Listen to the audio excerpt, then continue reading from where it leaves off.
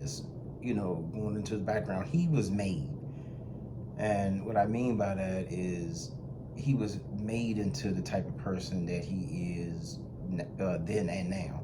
I think when he was coming up, he wasn't how he is now, but I believe that he was made from just the stuff from I saw and read, when he was growing up, that people would tease him, people would bully him, people would criticize him and all this, but a lot of his critics and bullies and teasers were black people. So if you constantly are bullied, teased, and picked on by black people, and from what I understand, his was pretty rough, that you create a monster. So now when he get in a position to where he's able to do something, he doesn't care that much for that group that didn't treat him kindly. So he was made into that in a way, and this is no justification of it, at all. I'm not a fan of his, but at the same time, I understand it. I feel like I have a thing that I can understand people kind of like, in their head in a way, but or based on the things that I see and read. But anyway, but he was made.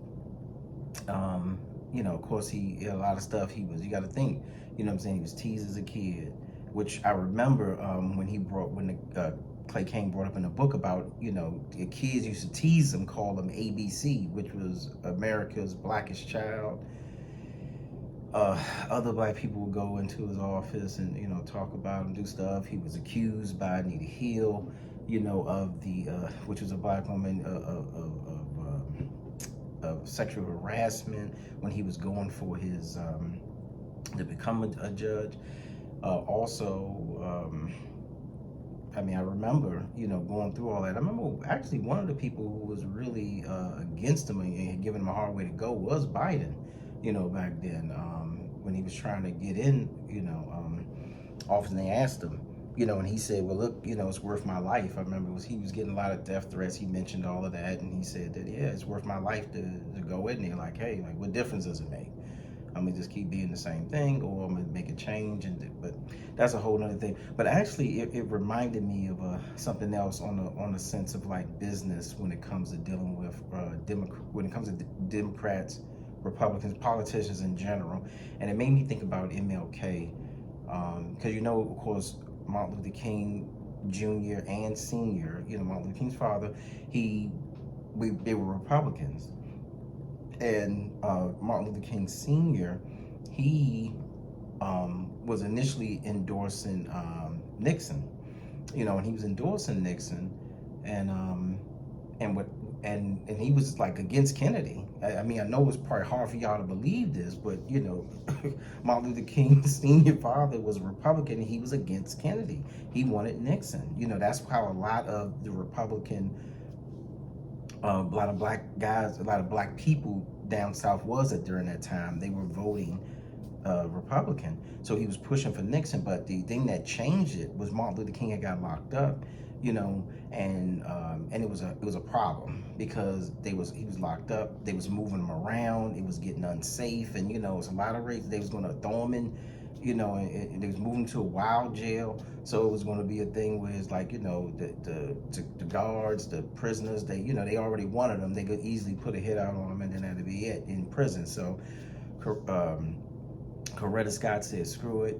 She's going to call Bobby Kennedy and reach out to him. Actually, I think it was Bobby Kennedy and his wife, but she reached out to them, and because they already extended their hand, and they said, hey, if you need any help down there, let us know.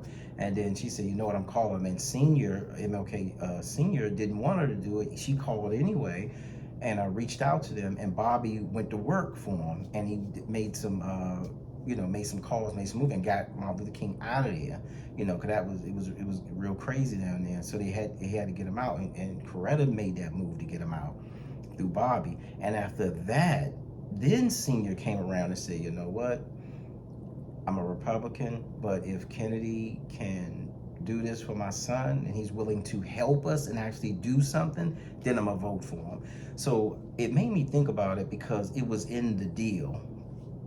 He made that decision to back Kennedy because of the deal that what they actually did for his son. So he had to vote. That was it. That's the deal. So it's like, I think like the direction we need to go, and what I believe that Kane is missing in all of this. He keeps bashing.